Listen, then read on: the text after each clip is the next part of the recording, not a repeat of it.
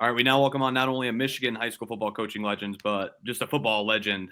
Period. Over 30 years coaching, 3 state championships at Lowell in 02, 04, 09, 3 other state runner-up teams, 2-time Grand Rapids Press Coach of the Year in 09 and 2014, MHSAA Hall of Fame inductee, Coach Noel Dean. Thanks for joining the show. There's so many other accolades I could have thrown out there, but that's just the start of them. Yeah, I've been getting beaten down by my wife the last couple of days, so I was like, that was good. You could keep going. That would be awesome, man. I could play this back for her in a car for her. But no, I appreciate it. Thanks for having me on with you guys. I look forward to talking to you guys. Yeah, we're going to talk a lot of football, obviously. Where I want to start, we were talking a little bit pre-show about your family, and it's funny that we were talking about that because it's so on brand. Because when I think about you and the Dean family, I think there's Archie Manning, and then there's you, and I think a great kind of football dads. Your kids, they were great football players, scholar athletes, went on to the Ivy League schools. Now they're doing big things for themselves. I hope to be a father someday soon. What advice would you have for fathers and soon-to-be fathers? Because the way I look at it, you're about as good as they come, it seems like. Well, first of all, that's a huge compliment. I appreciate you saying that. I think people ask me that question, and I speak a lot to family functions and stuff. People parenting stuff. It's kind of a new gig I've been getting into, and I think the main thing that I got to do, I had 2 things. One significant thing that happened in my life is I lost my dad at an age where I was 19 years old and he had drowned, and it was pretty tragic. He was saving some kids from drowning, and they drowned him in the process in the Gulf Shores. And so that impacted me in a huge way. But then I think that being a coach has helped me become such a much better dad, because I got to see a lot of parenting styles that I didn't want to include in my parenting style. Right. And then I got to meet some people that did a pretty good job with it. And then my wife and I were just we had a very specific way that we wanted to raise our kids. And it wasn't about sports at all. It was zero sports. It was, and we went a whole different direction with it, and it really worked. The sports was part of the vehicle to draw out the strengths that they had, but it was never going to be the identifiable piece of our relationship. And so people don't believe this when I say it, but we never once put a trophy or a medal or a certificate of their athletic success up in our house. They could put them up in the rooms if they chose to, but we never put them up in our house. We only put academic and character-driven things on our refrigerator or up in our house, because that was them. That was who they were, not what they were. And so that was it. It was really that simple. And my dad was a pretty good dude, so I learned a lot from him. So you learned a lot from your dad, obviously, but the correlation between coaching and parenthood, there's a lot there, isn't it? Wouldn't you say? I think there's a ton there. I think, especially in the sport of football, because you're giving up. I've been sending out some blurbs lately because I'm kind of building a speaking thing, and one of the things it's just such a greater good sport, right? If you're going to do it right, if you're going to do it the way it needs to be done, if you're going to coach, and you're going to be the way you need to be, the best teams that we've always had, they give up so much of themselves for the greater good, and it's the same in family, right? You can't keep score, and you just do what you do, and you do it because you love each other, you care about each other, and football is very much that way. Yeah. Well, the 3 of us grew up playing football. We love football. All 4 of us here chatting. So I think we definitely understand exactly what you're saying there. Jared laid out your accolades, and you can't brush over any of that stuff. You're definitely one of the best ever in Michigan high school football. We've had Tony Anise on the podcast a couple of times. I'm sure you probably know of Coach Anise over at Ferris State. And we've asked him a similar question that I want to ask you. He's obviously had success at the high school level and now at the college level, D2 at Ferris State. And we asked him, why not ever the jump to D1? Maybe, there's always been rumors of Central Michigan, Michigan State, offensive coordinator at Michigan and stuff like that. And I thought an answer he told us was really interesting. And then he basically said that he loves Ferris State because it gives him that high school feel. He can really have an impact on families and the kids. he gets kids that'll stay 3, 4, 5 years and stuff like that. And I thought that was really interesting. And I want to ask you basically the same thing. Those accolades that Jared laid out, maybe you could have gone up to, maybe if you want to say, some bigger schools in high school, or maybe were there college opportunities? Why not any jumps to college, or has that ever been something you wanted to do? Well, a couple of things. You've said a few things there. First of all, Tony's first head coaching job, my dad gave that to him.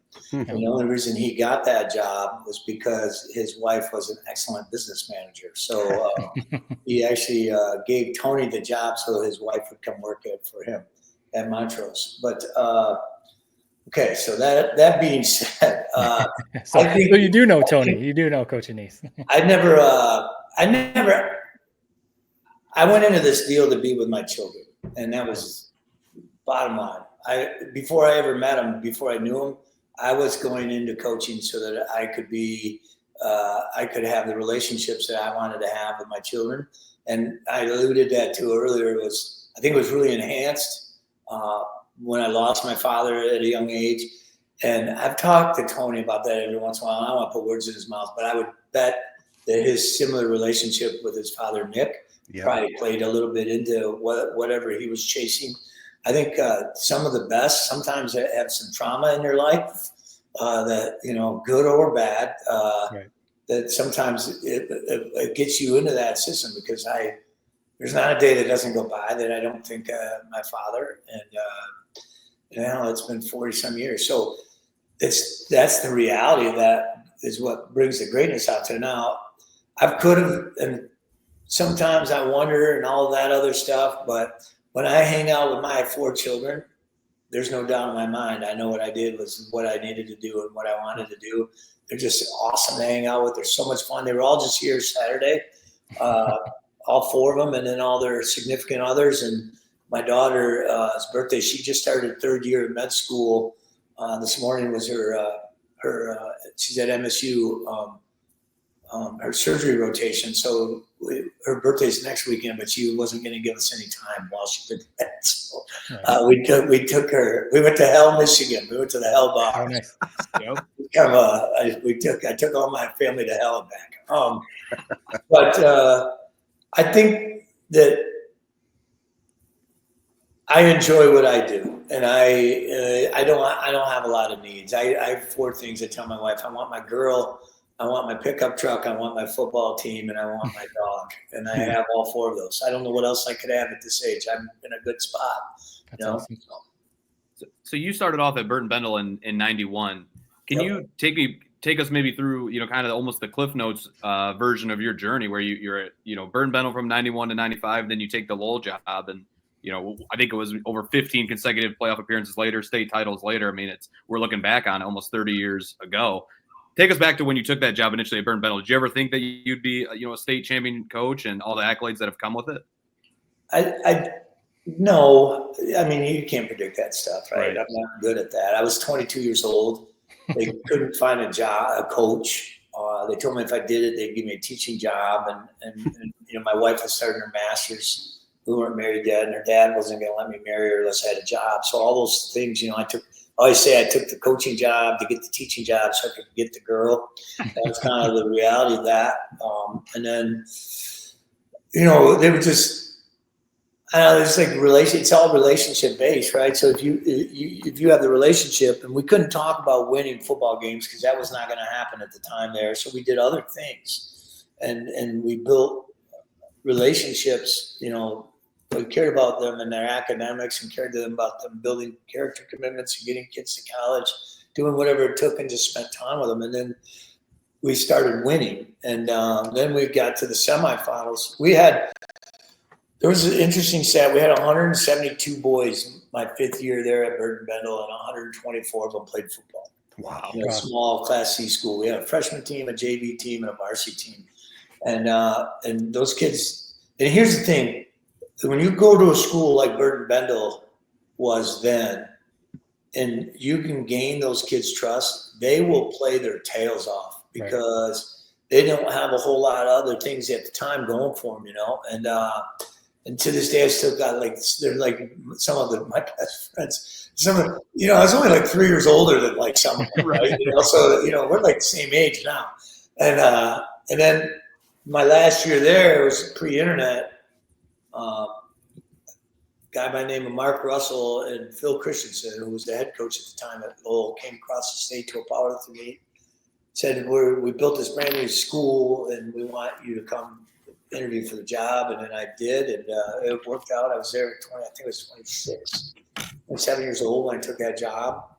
And then, that to me, that was big time football. I mean, we were playing everybody, right? We played, Rockford and Warren De La Salle and Muskegon and East Grand Rapids. I mean, we're the who's who. A lot of people probably want to discount us because we just didn't have a lot of the big time athlete, Division I big timers, right? We had kids that would work hard, but we were smacking the snot out of all those people, and it was just a lot of fun. I mean, there was a period. Peter Sturzman and we become such really good friends. He was at East Grand Rapids. There was an 11-year window where the only regular season game either one of us lost was to each other. and that was it was so much fun. And it was just like, and then some years we would go D2. I was kind of in a screwed position there. We'd go D2 against Muskegon, or we'd drop to D3 and go against East Grand Rapids. Tough call. Like, why couldn't one of them been doing that? We could have one of the divisions. But it was always that game was the game that we were gonna make the finals. So I had to start building our team around beating those two teams and how we were going to do that. And a lot of that was going to be we were going to beat you into submission, and we were going to play good defense, but we were going to be able to run the damn ball on anybody. Right. And we did. And then we just would take you into deep water and hope you choked. And hopefully, if that happened, we were just going to shove you underwater and move on to the next game. But like there was a stretch there where Tony got to Muskegon.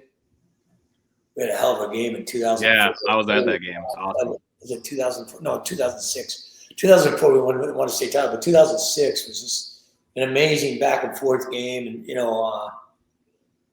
we weren't going to turn the corner on them, so we had to go at them. We had to go through them to get to where we wanted to be. And then we finally knocked them off for about 3 or 4 years in a row. And either we were in the finals or they were in the finals. Right. We'd go down to Division III and have to play East Grand Rapids. But good run, good, hard, physical football, fun, wrestling. My brother moved over from Michigan State. He was with me for about 10 years as the wrestling coach. And his boys moved in, which helped. They were pretty good players. Oh, yeah. And and his oldest was like a year older than Goose. And then we had sons in the same grade, and then our daughters were in the same grade. And then Jill and I had the Doker were fourth. So there was like 17 kids in like it was awesome. 9-year window.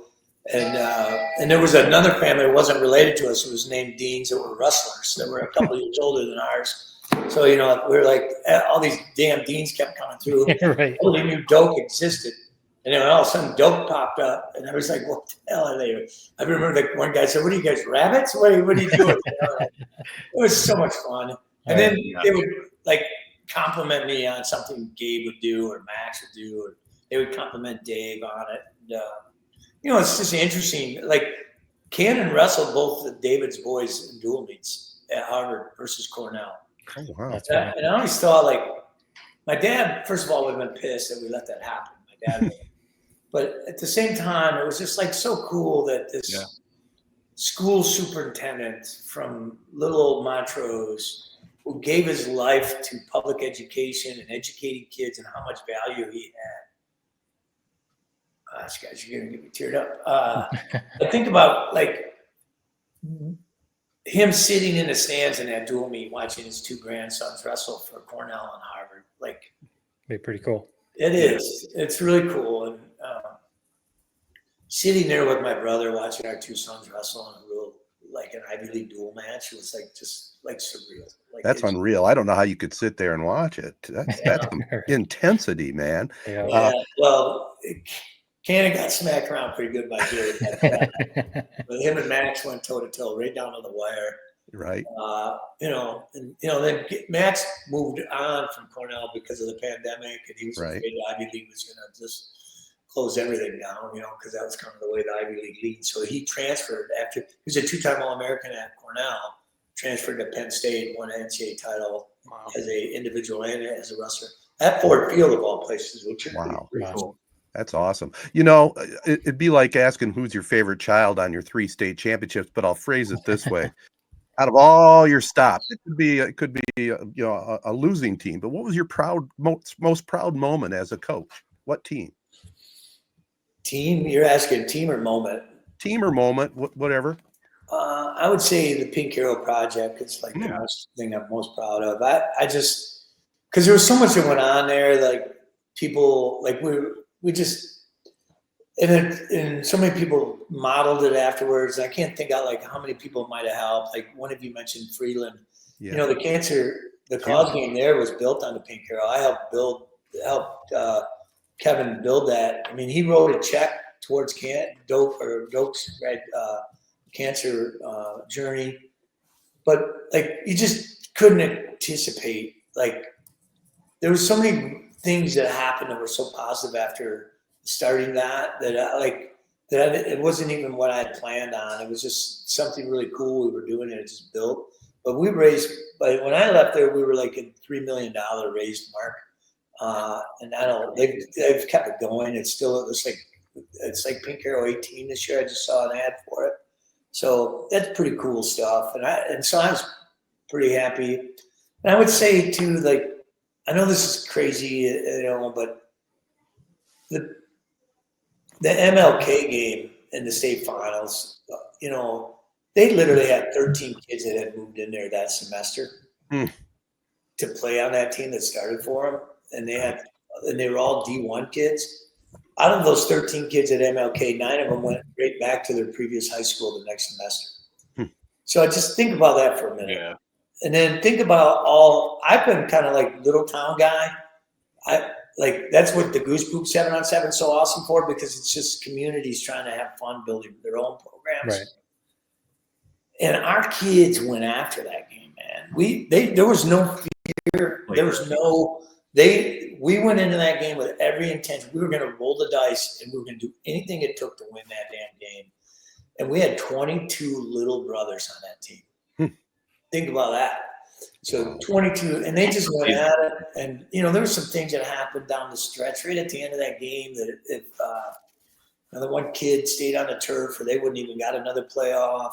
I mean, if you go in and watch all of that, and we lost, talented quarterback, talented receiver, but it was just, that was like the last one, right? So it was just really cool, to go through that. Winning a state title, the first one ever, too, kind of sets your priorities, get your priorities right, because it's not all about that. You realize there's more to it than pursuing that ultimate, so there's just a lot there. That first one was pretty cool, though, meeting Brother Rice, and all of that. Right. I have to ask you one X's and O's question about that MLK game. I remember I was probably only, 13 or 14 at the time, but 3 or 4 times during that game, you guys had an awesome pre-snap deception where it would almost be like a hard count. Everybody would motion to one side. I'd never seen that before. Where did you come up with that? And did it have a name? And has it ever worked as well as it did during that game? Because it was 3 or 4 key times where you guys pulled that out. Yeah, we call it the Cinderella. So I don't know where the Cinderella came from, but it was just a Cinderella play. And the idea is if you're not set, you have an opportunity to reshift. But as long as the center is touching the ball, if somebody comes across the line of scrimmage, then it's encroachment, and that's the reality of that.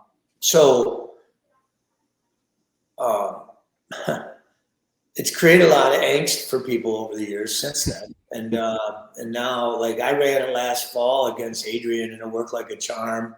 But then they told it was deception, and they threw the flag and went the other way. And I've heard it all over, and to be careful about all that. So I don't want to dive into all that, my feelings about it. The problem is with a play like that is if somebody thinks it's not fair, it doesn't matter what the rule is. I guess I'll leave it at that. It's awesome play, man, for what it's Yeah. I think it was so creative and yeah, it's awesome. I support it for 100% for what it's worth. Kind of like what Ted just asked a little bit ago. It's hard to pick, but man, you've coached so many great players. Some of them are part of your family, some of them not. I mean, Keith Mark Nichols in Allen. your mind. If you had to pick one or maybe even two or three Mark top Allen. players that you've coached, what or not even top, but your favorite players. Mark Allen. Mark Really? Allen. Mark Allen. There ain't no one any close. Just Explain why. he played all three positions, you know, on all three sides of the ball. State finals against Brother Rice, he broke like a 20-year-old total yardage thing before total yardage was even a deal. Wow. He picked off a pass for a touchdown. They wouldn't punt to him. They wouldn't kick at him. Pretty amazing. He did something. He did something before Lowell believed it could happen, and he had, I call them the 7 Nates. There were 7 Nates in his class that quit football before their senior year. Wow. And they just mocked and tore apart, tore things down. I always call them the 7 Nates. And it was so funny because we lost to East Grand Rapids that year. I remember this, 2002. We lost to East Grand Rapids earlier in the year. Peter had a hell of a team. That was a really good team he had. That little run he had. 3 years he won right in a row. And the one kid was put in his quote, senior year quote, and I didn't get it till the yearbooks came out, was, 9-0 our freshman year. Look what Coach Dean did with the team. And, you know, all that stuff that people let happen because they just can't be a part of something awesome. So they got to do their own thing. And we went on to win the state title. He put that quote in that week after we lost the East game. And so I got the yearbook and I went down and asked him to sign it for me on that page. But he just was you know, you can't coach that stuff. You know, Keith Nichols, awesome player. Yeah. Awesome human being. The thing that, like, just such awesome kids. And so it's hard for me to pick a number 2. Mike McElroy, awesome human being, head football coach at Bethel University. Jordan Moore was an awesome, I mean, he's a great country music star now in Nashville. Oh, wow. Doc Graham, who leads a huge congregation and church down in Indianapolis. I mean, I coached some really, really, really, really good people. And they made me a better man along the way. And I just, it's hard for me to pick. So I just picked Mark Allen because he did it first. Right. He played all three sides of the ball. He was a class act. And he was there. There's another kid that played for me at Burton Bendle, was the first kid to ever go to an Ivy League school. Was a 4-year starting quarterback for me. Is Derek Baker, the touchdown maker. And, that's a great nickname. We still talk all the time. He went to Columbia. He married a gal out there, and I tell this story all the time. But I'll tell you the short version of it. But I said, you go and you don't come home. Don't come home. And he wanted to come home a couple of times. And I told him, I called him out. I said, you're not coming home. There ain't nothing here for you. Stay out there. He married a gal, beautiful gal, Melissa. And they had 2 children. But I went out to their wedding, my wife and I went, and they had up in the hills, there on the Hudson River. I never met her dad before. And they had been dating for a while. I'd met her a few times on campus when I went to watch Derek play. I got to that wedding, and he introduced me to him. And his dad just gave me this huge bear hug. And he started crying. He just said, thank you, thank you, thank you. I know what you did to bring this boy to me. And we had never met. And that was like 6 years after Derek had left for Columbia. And it just kind of was a full circle thing. Like, Derek's there sharing stories about what we went through to get him to Columbia, to be available to meet his daughter, to marry her, and how much this guy felt about Derek and the fact that his daughter was marrying this man, and what role I played in whatever their thoughts were of how he got there. That's awesome. It's like the greatest compliment I've ever been given coaching. No, it's got to be stories like that almost trump the actual football stories, right? I mean, you talk about the impact off the field. I mean, you said that you've coached so many great, obviously athletes, but great humans. People, great humans. And, you know, you need the athletes, you need guys that can play the sport, but having actual great humans that will come out and work and the camaraderie and stuff like that, that's probably as important or more important than anything, right? Oh man, it's like he's just like the winning. Like this is the thing. If you do all the right things and you focus on the right things, like in our weight room at Lowell, the second year we were there, we painted up there work ethic, effort, and attitude, the things we control. That's it. We weren't allowed to talk about the rain. We weren't talking about the weather. We weren't allowed to talk about officiating. We weren't allowed to talk about genetics. None of that stuff. Excuse me. That's all right. We weren't allowed to talk about any of that. We just the stuff that we can control. That was Nick Saban's version of the process. We were that way back in the mid '90s, and we stuck to it, and everybody believed in that.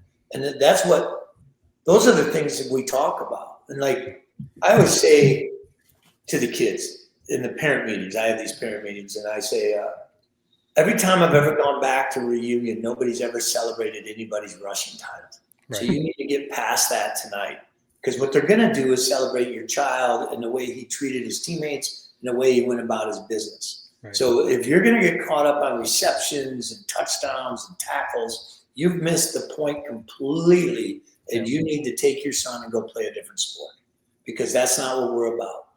And that's the reality. Like that's that. Like there's so many things like that if you're just up front with, I've never heard a kid say, man, I wish I would have played less sports in high school.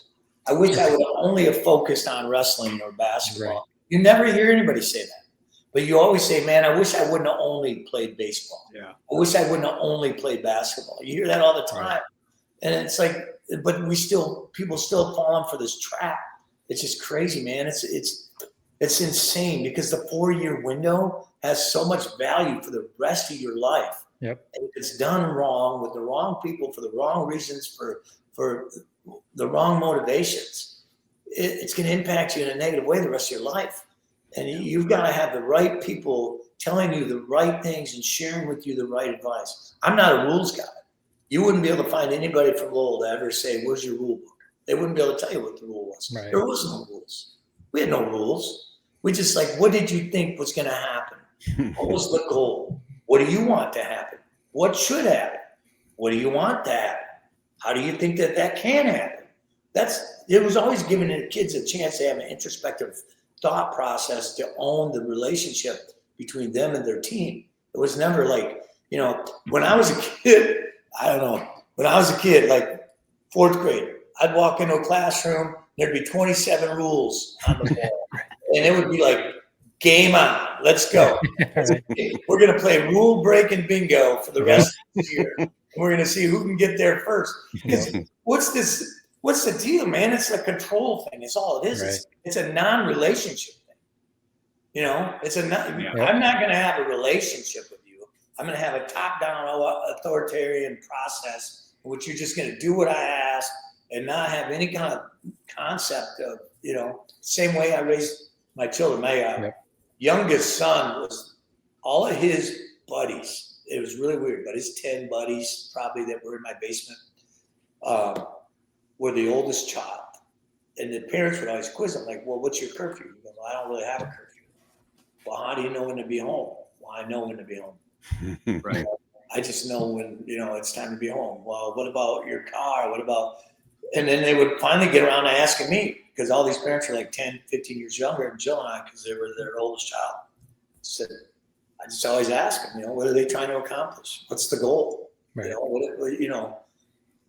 You tell me why you need to be out at 3.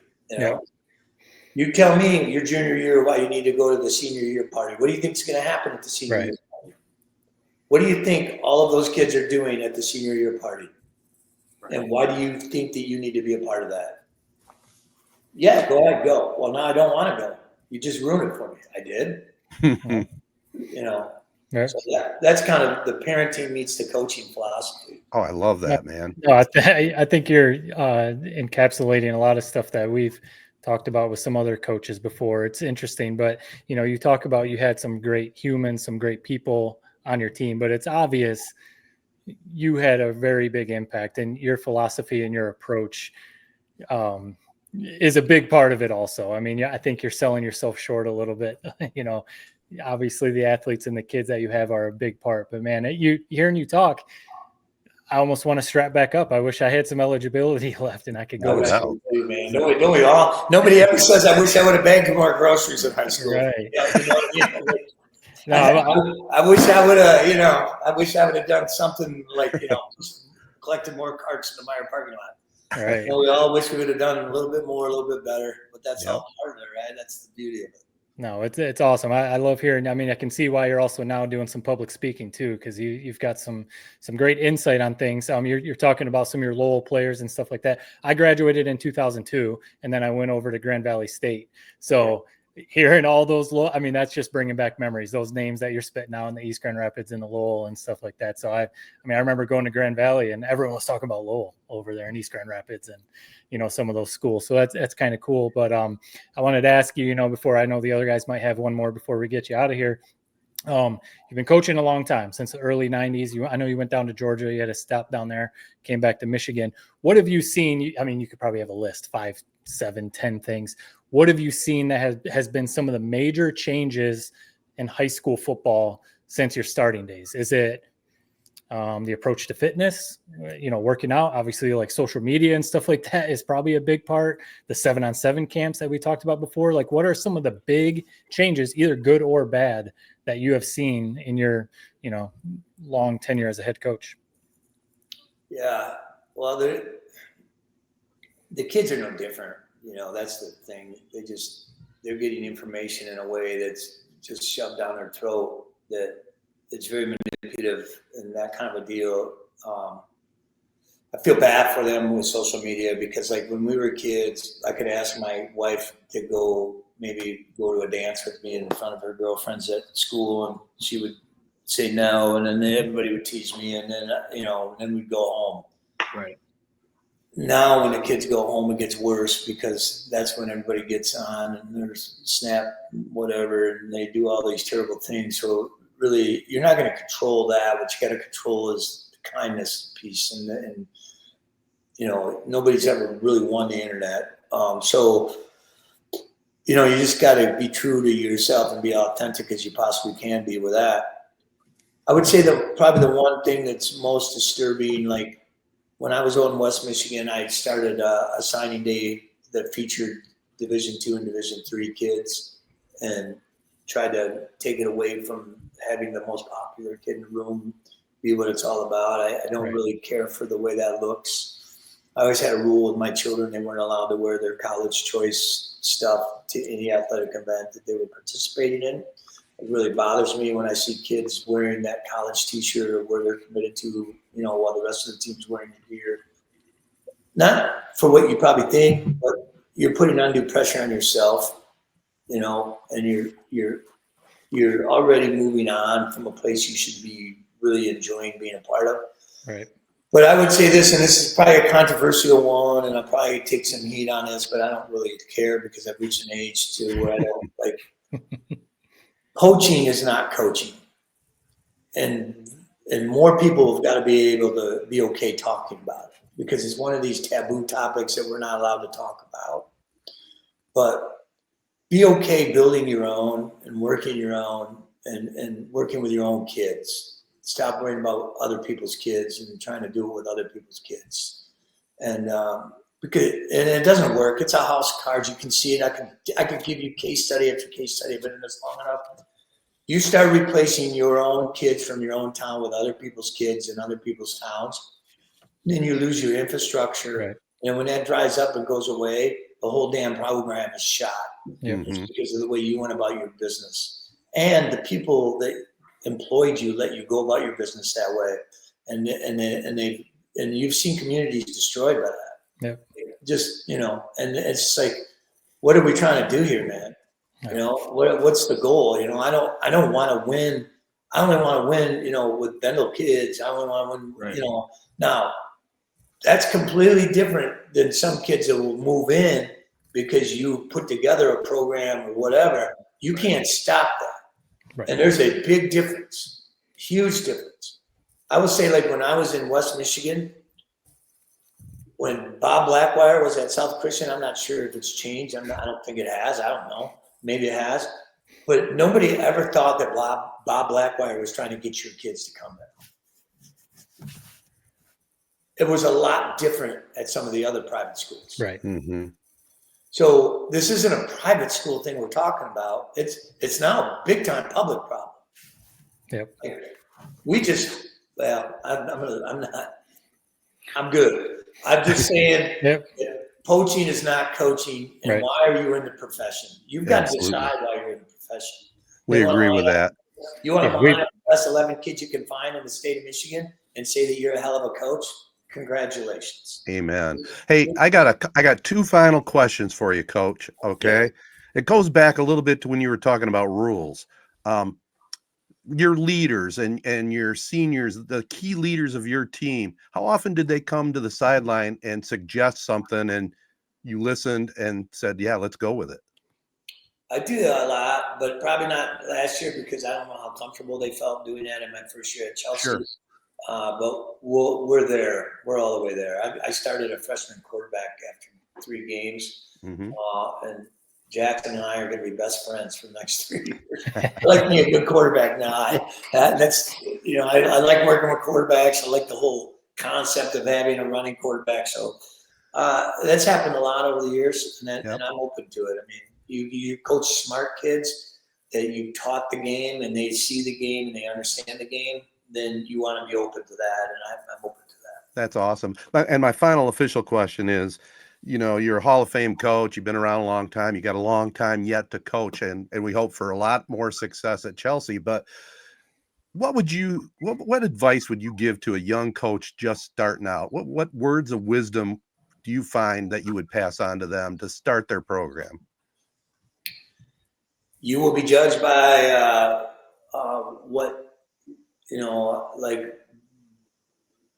by what you prioritize.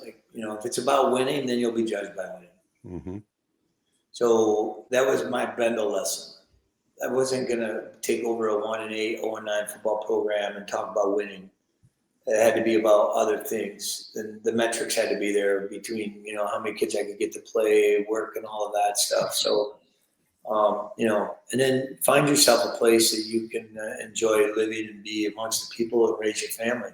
Make it, my kids, you need to go back all full circle on this thing. My kids got to sit in a locker room and they knew even the best players, some of them that dad didn't really care for. Mm-hmm. They learned those lessons. Yeah. And then they saw kids that didn't play a lot that dad really liked. And then they had, most of the time, his best players, when his best players were his best kids, is when we really won.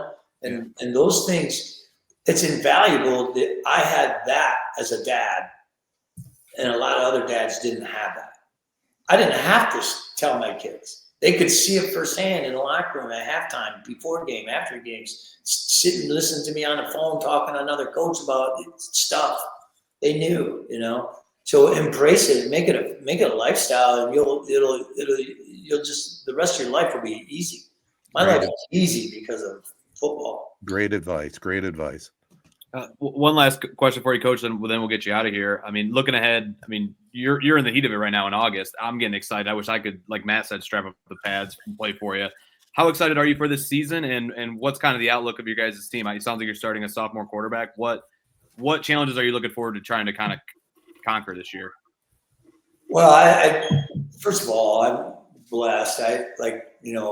My wife and I loved Lowell with all of our hearts, and I always see everybody ask me, I just say, if I for some reason have to have a second wife, I hope she's a lot like Chelsea. So I enjoy where I'm at. I enjoy the kids, the people, the community. It's a very Lowell type town, to be very honest with you. Yeah. Very similar. I think that if the coaches don't screw them up, we should be pretty darn good this year, and we're the best. And we're in pursuit of every game, But it's what's in front of us. At this point in time, it's more about we're our own competition, right? We can't set the bar on who we're playing or who we're not playing, and we have some pretty good games on our schedule. And but if we're okay with where we are, then we're not going to be very good. We just got to keep improving and getting better. Got some good stuff we've been working on. I'm excited about. I really am. I think I get excited every year. I just try not to be too. I'm not a big bold prediction guy. Like they'll tell us what we are at the end of the year, and there's a lot of people that like to tell you what you are. So we'll just add them all up, and we'll see where it ends. And I used to always say at Lowell there for that stretch. You know what 11-win season at Lowell is? You're average. Right. Right. And if you can win more than 11, you're above average. And if you win less than 11, you're below average. And, that's the reality of that. So, stop worrying about it. We only schedule 9, and you got to win 11 to be average. So, and Chelsea's very similar. They've got a lot of success. Brad Bush built a hell of a program here. Josh Lucas took it over, and he, so it's not like they didn't need a head coach, so my job is to just kind of steward it, keep my mouth shut, and, enjoy life. Very well said. Well, thanks again, Coach. We really do appreciate having you on, and good luck this season. We'll be watching. We'll be rooting for you guys. Yeah, I look forward to it. Yeah, Freeland's the number 1 in D4. That's my pick. Kevin's got 21 of 22 starters back, man. I spent some time with him this summer. He was, he's a good dude, man. I definitely. You guys could match up. It could be a great game. So my brother's the basketball coach, and they have a lot of very good basketball players and football players. They just had Tristan Comer signed with Michigan State as offensive lineman, who's a center on the basketball team. So they should be very good, honestly, in both sports this year. So Paul LaFond is a dear friend of mine, and he lost his wife. He coached for me at Lowell, and good people, man. It's good. Kevin Wheeler is a good dude. It's just good people, man. Yeah. But they're awesome, and we'll be lucky to stay within 4 scores. So that's my pick. Fair enough. All right. Thanks again, Coach. Appreciate it. We appreciate it, Coach. Yeah, Thanks. appreciate you.